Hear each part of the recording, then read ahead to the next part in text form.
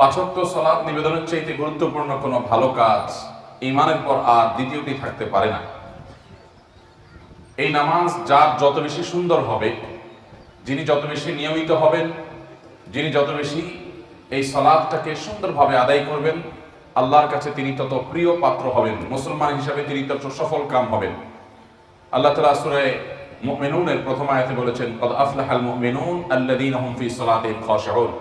সেই ঈমানদারগণ সফল যারা তাদের সালাতের মধ্যে খুশু অবলম্বন করে, যাদের সালাতের মধ্যে মনোযোগ থাকে।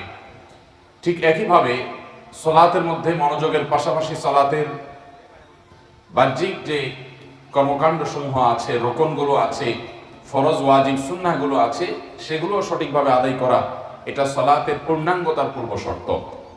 প্রিয় নবী সাল্লাল্লাহু আলাইহি ওয়াসাল্লাম তিনি জিবরিল থেকে সরাসরি নামাজের ওয়াক্ত শিখেছেন।